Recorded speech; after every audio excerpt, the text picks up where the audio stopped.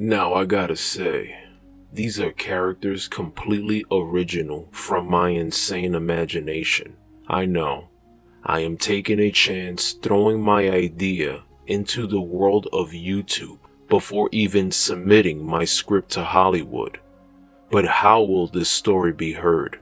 How can I express the many characters who haunt me, and I know they have so much to deliver, especially with the high demand of new original content. This story is tragic, painful, and weirdly beautiful in a way. Even though this story expresses love through tragedy, it needs to breathe.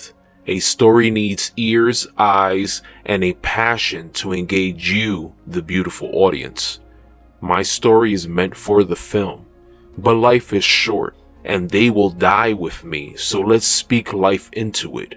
You, the amazing audience, can decide if you want more. A way for me to show you, the viewers, to experience mentally and visualize the imagination and potential the story has. I will let you determine if this needs the screen to live. This is about love and how love can make a big heart bleed from barbed wire wrapping it and bleeding it dry to the soul. I know, damn great. Another clown character. How original. Maybe one who walks with red balloons. Or maybe an alien clown from another planet.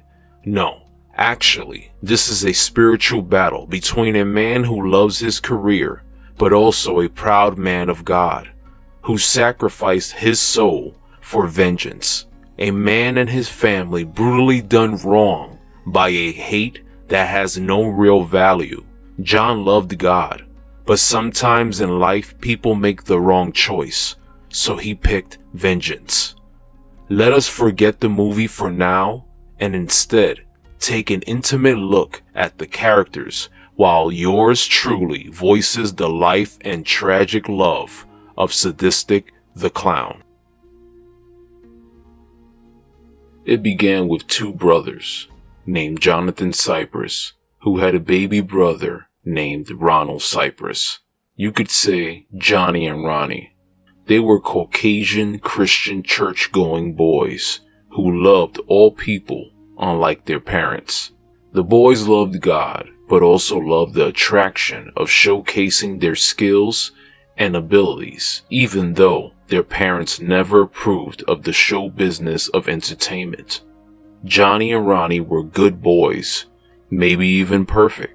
At times after church, they would go sneak to see circus shows and attractions with what people considered freaks. The boys had abilities and knew they could be famous for their skills. Johnny was, of course, the oldest and had a freakish strength that he could bend poles and dent or break objects from his hulking strength, which made him unique. Ronnie, on the other hand, loved guns and would admire his father's crisp chrome Colt 1911s. Ronnie, an uncanny marksman with a slingshot, can hit you from anywhere with almost anything. The boys got so good that one day they decided to live their dreams of becoming circus performers. John at 18 was already 7 feet tall, of hulking, chiseled, solid muscle, weighing more than 300 pounds, and can look menacing to whoever that didn't know him. And his brother, at 17, already looking like a professional athlete, with long beautiful hair and a six-pack washboard abs that knows no fat. The boys ran away from home to live their dreams of performing in a circus, while landing jobs with a circus show called Bob's Freaks with a Soul and a Flying Beauty. The promoter's name was Bob Hollow, who had his beautiful adopted daughter, Sophie Hollow, who was the Flying Beauty in the show's title, was really the daughter of Bob's best friend Jacob. When Sophie was 5, both her biological parents were killed. A racist riot brutally killed Sophie's parents, aunt, and uncle. So Bob took her in as his own daughter. Bob's daughter, Sophie, could from a standing position flip and take flight from momentum. Her trapeze acts are the best but needed something to give it more life. So one day, Bob gets eyes on John and Ronnie trying out for the show and realizes the chemistry between John and Sophie, making the three the main acts of the show.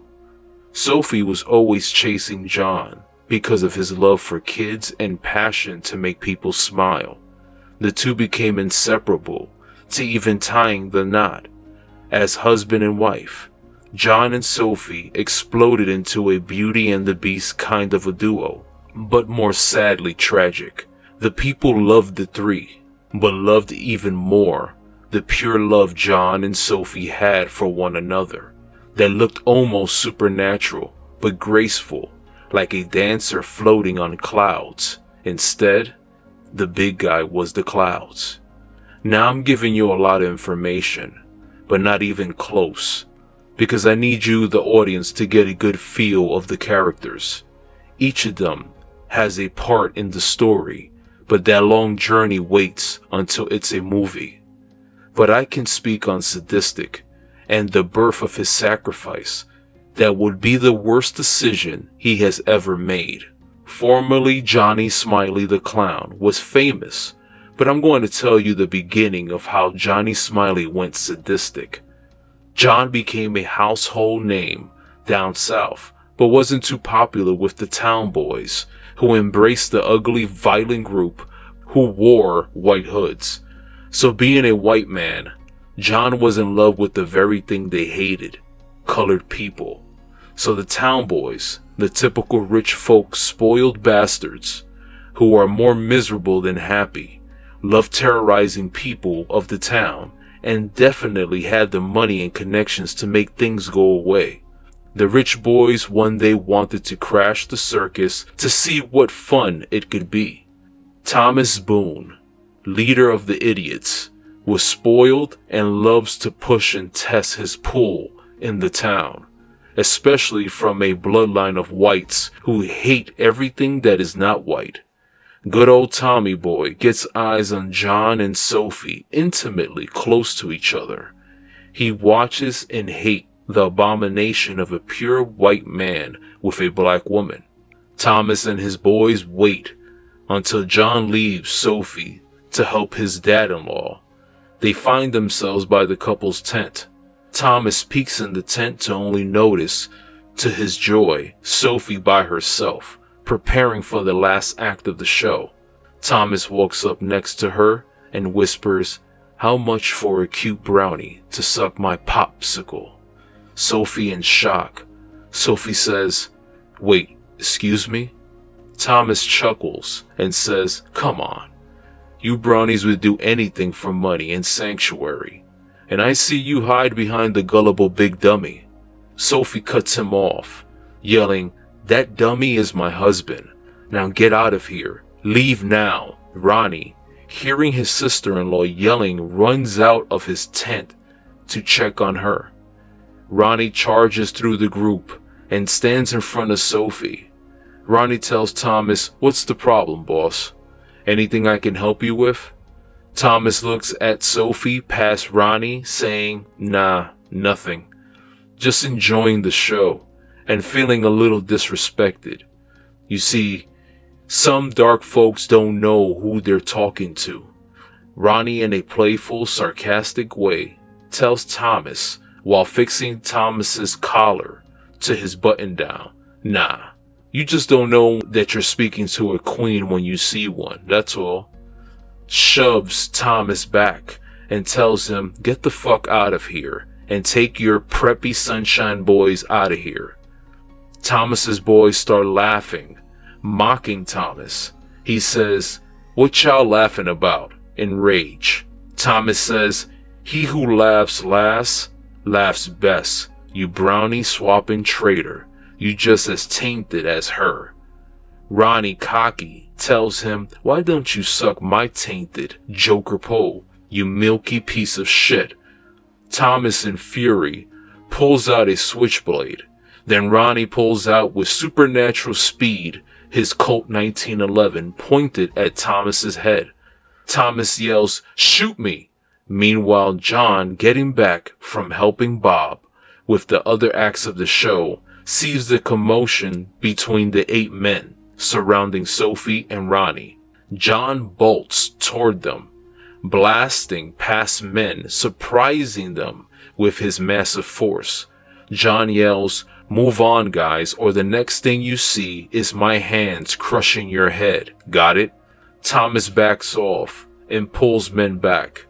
Thomas looks straight at Sophie, then Ronnie, then John, and says, "Happy is the man who can go with their family to the promised land, but jolly is the man who lives to see it."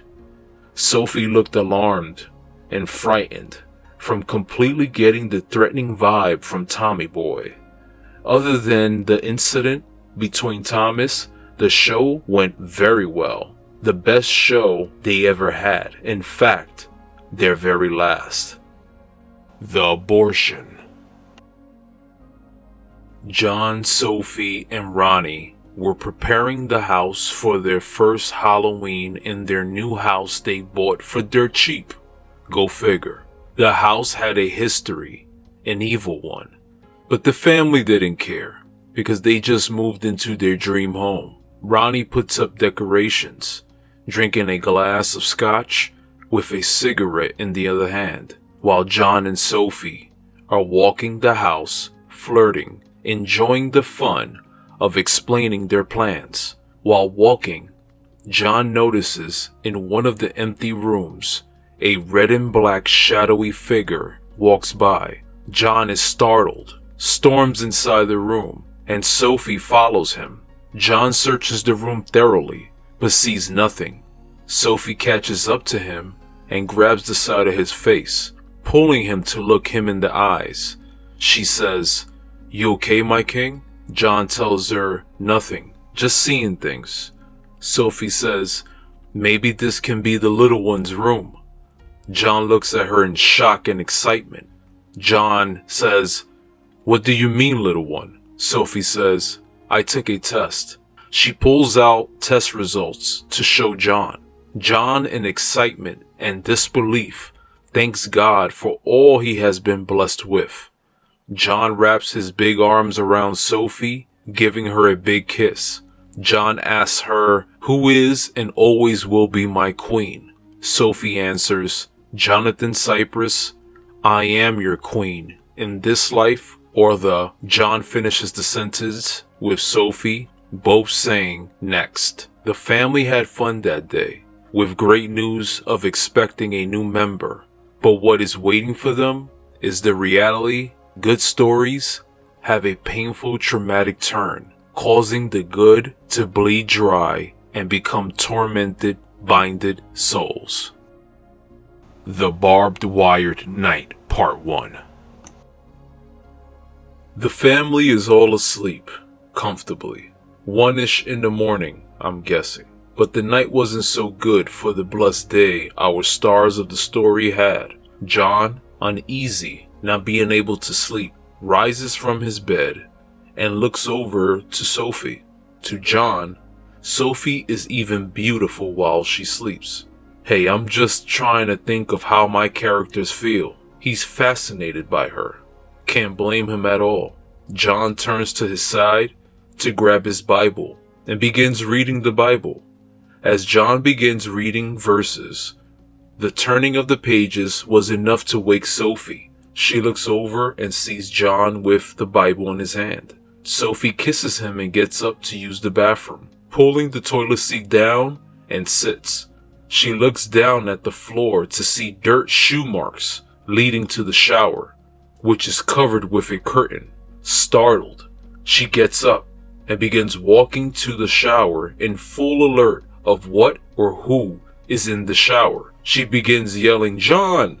But for some reason, he doesn't hear her, or she doesn't get any response from him. So she proceeds when she pulls the curtain fast to reveal who it is, and you, the audience, already knew who it is. Thomas himself, with a menacing killer look, like nothing was gonna stop this man from hating or even killing. Sophie tries to run and open the door, but in a chilling, slow motion moment occurs. She can see John on the bed, reading his Bible, and has no idea and sees him like in a hypnotized state, but more disturbing was what she saw in front of her. Intentionally closing the door, a grotesque demon, red, bloody, without flesh, and massive in shape with horns. The demon looked at Sophie with an evil grin of something so evil that it knows what fear does to people, laughing at her while closing the door in her face.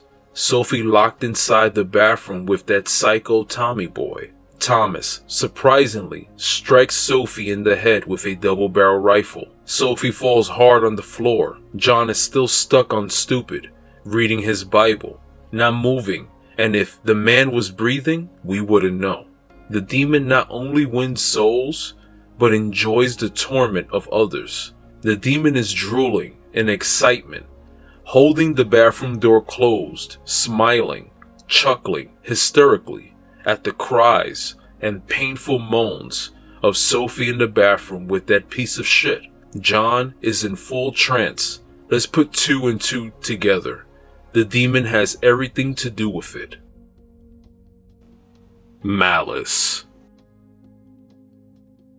Malice is a very old demon who was one of the first clowns to exist.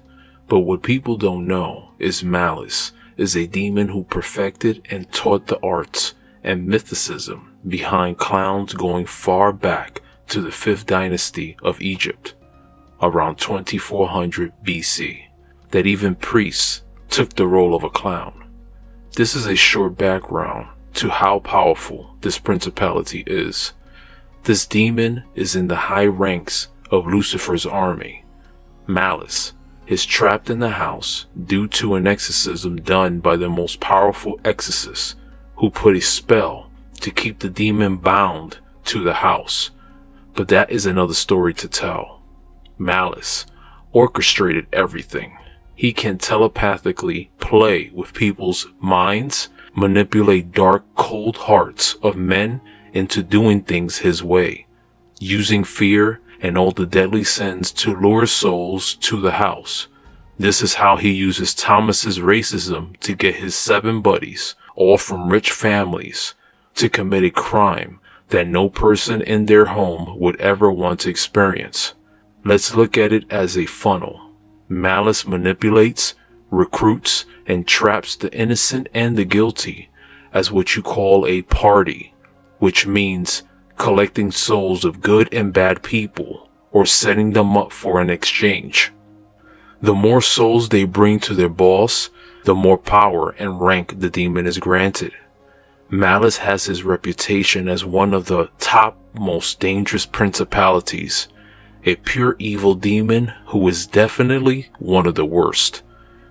Malice is given the assignment of setting up these rich families, and his job is to continue to feed these people hate, so the more sins they commit, the more it's easy to trap souls for his boss. The Barbed-Wired Night Part 2. Now somewhat 15 minutes in the bathroom, and good old psycho Tommy boy, having his way with Sophie, finishes his 4th time. Malice whispers in Tommy's ear, "Get her out," so that her husband can see the climax of their hell. Being manipulated by Malice, Tommy pulls his pants up and opens the bathroom door. He calls his boys to come in. John is still in a trance until Tommy's boys burst open the bedroom door. They all enter, dragging Ronnie's lifeless, bloody body. John snaps out of trance and looks over to stop short due to Tommy boys pointing rifles at his head. John cringing in rage, helpless when he sees his queen dragging her beaten, bloody body out of the bathroom and into the bedroom with everyone. Sophie whimpering, muttering John over and over. John tries to pull through, trying to get to her, but gets knocked down by a strike from a rifle to his head, causing John to drop to one knee. Tommy tells one of his boys to make John's height equal to Tommy's, so they can talk eye to eye. So he shoots John in the right knee, causing him to be on both, but John squinting, swallowing the pain because of the pure rage he was feeling. Tommy shouts in excitement to mock John in his situation, tells 3 of his boys to grab John and hold him back. John, already gushing from his right knee, but no sound, cries out in pain from another shot from Tommy's double barrel to the second knee, dropping John's heavy weight to fall hard on his ruptured, destroyed knees. He finally drops to Tommy's height, eye to eye. The Hitman. Ronald's act was a joker with excellent aim. He can shoot and throw, hitting every time. Ronnie the Hitman Slugs, as in bullets, was his stage name. He was the best at aim. He could dance, jump, flip-flop, and hop his way into never missing a target in whatever compromised position. Ronnie loved shooting more than sex. The rush of not missing is what gives him reason to live. The high of being the outcome of a target's fate. Ronnie had dreams of having Guinness Book of Records in shooting, but he wanted more. Something real, like a tour in the military or a paid assassin, a chance to test his skills on people. Ronnie loved God, like his brother, but Ronnie tilted more to worldly things. Ronnie wanted to take bad people out, even if it's for free. This night was different for Ronnie, because for the first time he saw that his brother was truly happy and complete. That night he stood up thinking of what would his life be like to have a wife and kids. Ronnie had fast reflexes, but when you get hit by surprise, there's no easy way to dodge a dirty move. Ronnie grabs the side of his leg to notice he's been shot. He quickly turns to his bedside cabinet, where he usually leaves his guns, but realizes that they are not there because he got drunk and forgot them downstairs. When he turns around to see where the bullet came from, to his shock, the bedroom door was open and can see Tommy's boys standing in the hallway. It's 4 of them, are pointing his 1911s at him. Ronnie can hear their chuckles, enjoying their night of terror.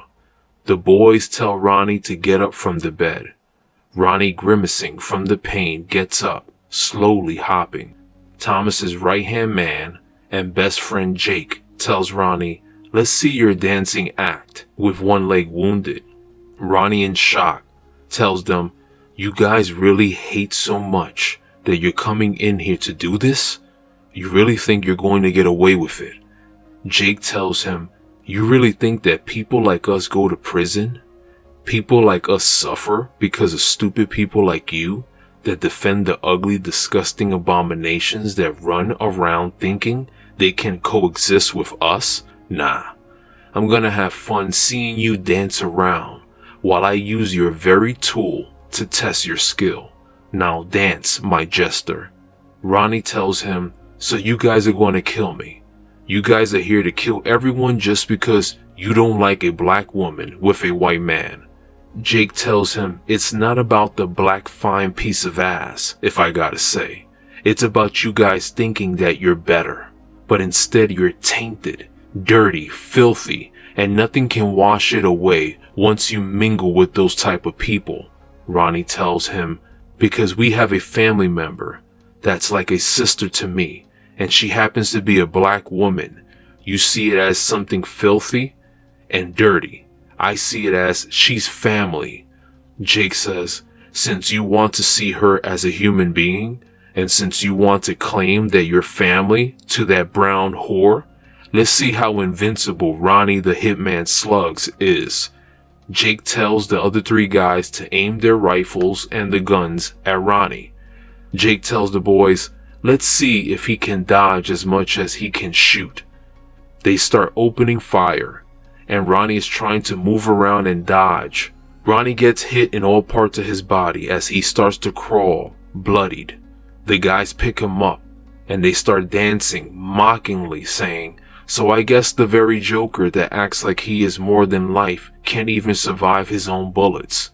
Jake takes the Colt 1911, points it right to Ronnie's head, and tells him, "Smile, I'm sending you on your way, so you could dance for your ancestors."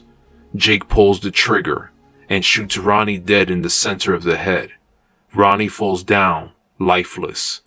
Jake says, "Now that was funny." The Barbed Wired Night, Part 3. John couldn't grasp how much emotional and physical pain he is experiencing to his pregnant wife being beaten and raped by these monsters, and to see his brother lying dead with a bullet to his head, completely helpless because his knees were completely destroyed, gushing blood making him weak by the seconds, and being held back by Tommy's goons wasn't helping at all. Tommy tells one of his boys to get the wrap. John's still in shock, trying to reach for his beaten wife as she whimpers, pleading for them to stop and let them be. Sophie, a strong woman, even though brutally beaten and raped, she tells John it's gonna be okay. Tommy responds, "Okay? You think this is okay? You black piece of shit. It's not okay." Tommy looks straight at John and says, "My boys are gonna take turns on your chocolate delight. You're gonna watch as we have our way with this easy, juicy treat." Tommy says, "Jake, get the barbed wire, because in our family, we usually use rope. But I think you guys deserve extra attention, and we usually hang blacks. But this time, we're going to hang white trash as an example of what it is to betray our kind. Now get 'em up." The boys begin to wrap barbed wire around John's neck. John is grimacing in pain from his knees, now his neck being ripped open by barbed wire. The boys end up hoisting the barbed wire over a beam while two of them pull from one side, pulling John up, elevating him from the ground. His eyes go bloody red as he tears blood from his eyes from the pressure and weight from hanging and fighting, still trying to survive. He sees the boys are taking turns raping Sophie over and over again, as she's trying to fight back in every way she can. Sophie ends up slapping Tommy in the face, scarring him, so they end up doing something even more brutal. One of the boys ends up holding down Sophie's right arm, while another holds down her left arm with barbed wire. They wrap it around her arm, holding it down while they take turns. She keeps her gaze on her dying husband, trying to lift herself with all that she's got. The barbed wire on her left arm is tearing the flesh off of it. Her eyes go bloody red. Skin becomes pale as little by little her life starts to leave her body. As she is about to die, she tells John, "I am your queen in this life," and John, with his last breath, utters, "and in the next," both keeping their gaze on one another as they die. The boys celebrate their deaths, laughing, pulling up their pants, chuckling, mocking them. They bring John's body down from the barbed wire, and Tommy tells them, "This can't get out. No one should know about this. You guys know our family can get us out of this, but you know this is a little extra." Tommy laughs. "We're going to bury their bodies in the basement."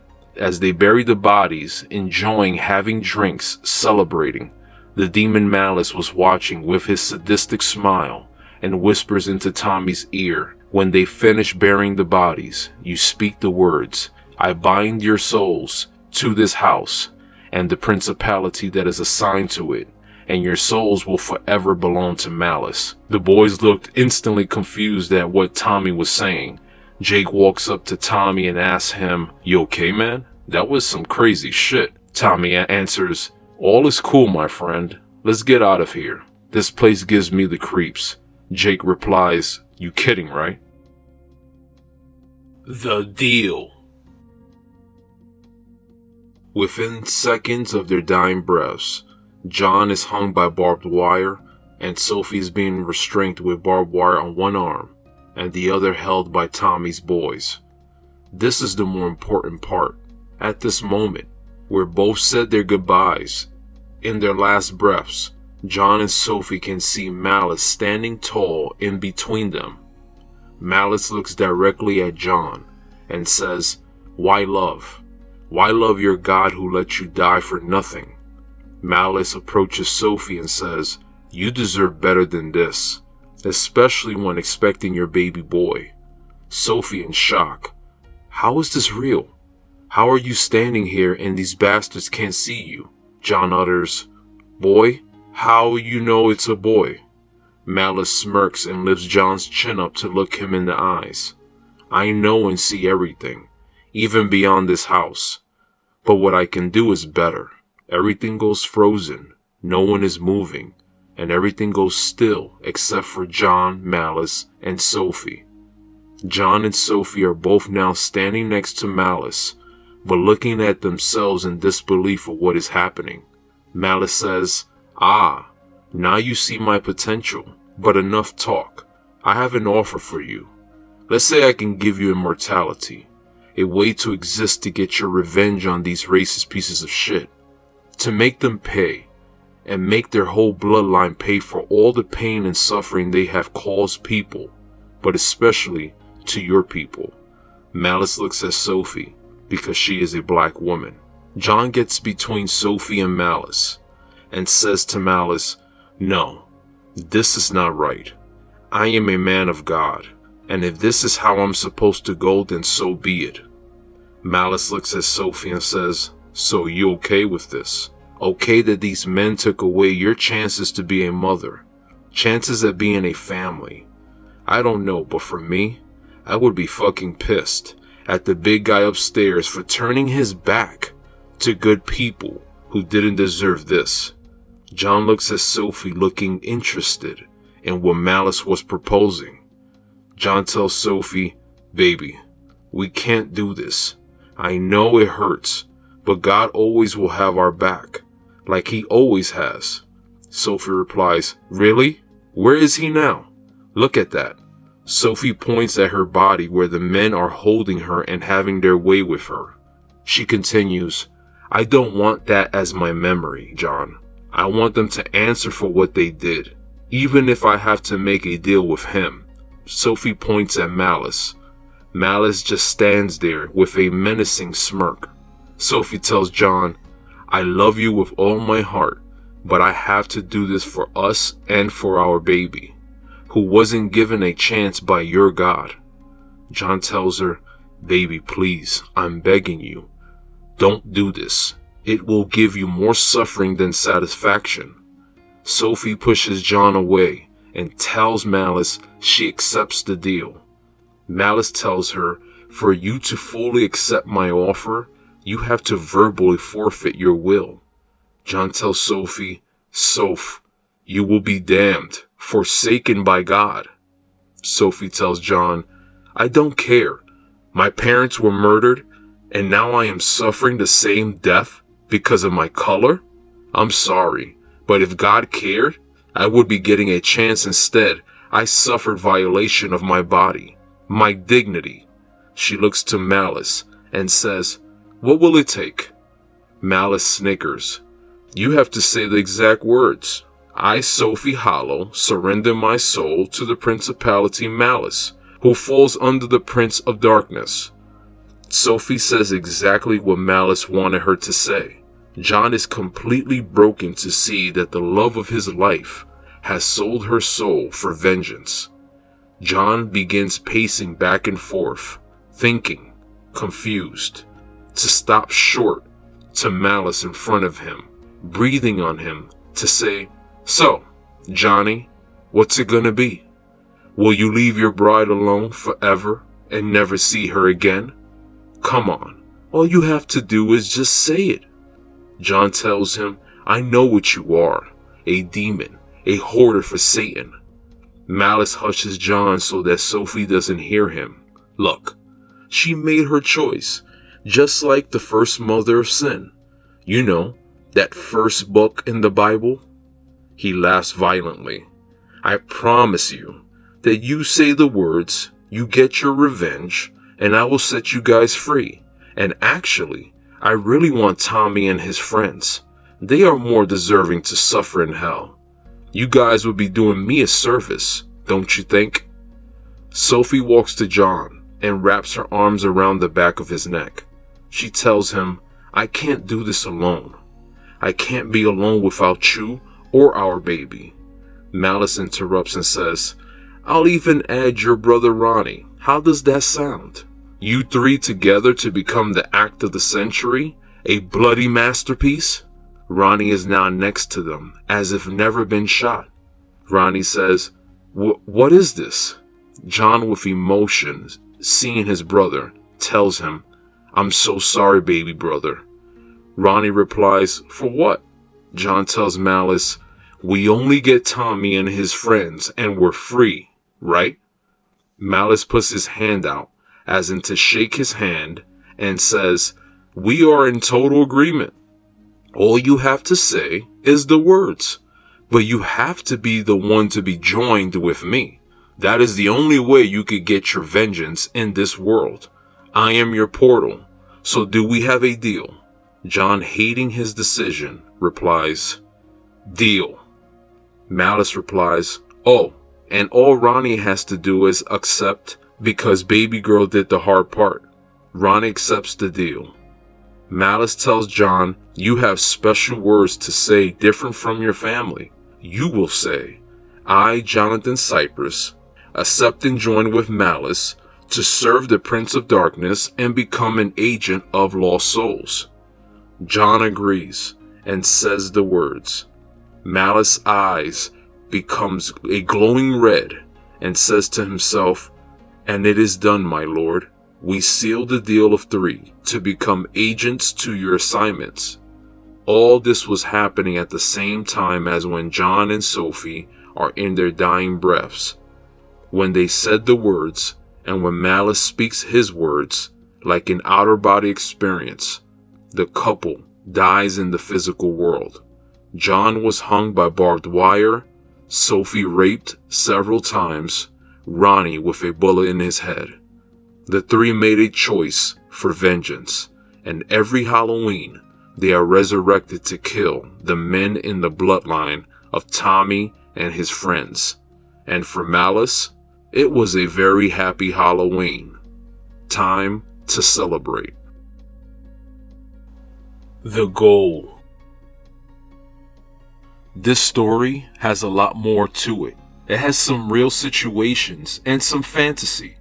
My story has real life choices, mistakes, and challenges where it gives the audience a chance to live the story and empathize. What would they do if they were in the character's shoes? I wanted a story where, whether you are Christian or have a strong faith in God, and put in a compromising situation where you are forced to believe and stand firm in your faith, or follow your family to the depths of hell, so that they don't suffer it alone.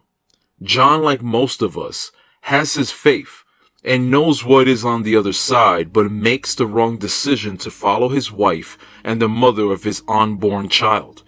You can say it is another style of telling the story of Adam and Eve, but with a long-lasting consequence to be a slave of evil because of not letting go of a love that will drag you literally to hell. I have several stories and movie concepts that need telling different stories that puts the audience in a sympathizing position. I have no money, no Hollywood backing, just a man with a new direction for film. I am not a director, I am a storyteller of worlds that I know for a fact hasn't been done. Yeah, you will see similarities, but a different direction in its execution. Anyone can copy my idea, but it is not guaranteed you will do the same or better, because when it's your creation, it's your baby, and piecing it together is like raising a child and watching it evolve. For example, scary movies and how they stole it from the Wayans brothers. I'm calling out anyone with talent who wants to collaborate, whether you are a writer, a comic artist, you're good with storyboards, or just want to get into film and do something different. Let's make movies that you, the amazing audience, are crying out for. I could have been submitted scripts and jumped right into Hollywood, but stopped myself due to the heinous evil behind the entertainment business. I just want to create new, fun, exciting, heartfelt content, but I'm not willing to sell my soul for it. But something is different in me. Something is pushing, and I pray that it's our Lord and Savior backing me in this pursuit of my passion to do what I want the hard way without the devil's help. Thank you. If you scumbags enjoyed what you watch, hit that like button and make sure that you subscribe so that you get all of this heavenly glory. And remember that the truth is rich. They're really disrespecting us, aren't they? That's freaking unbelievable.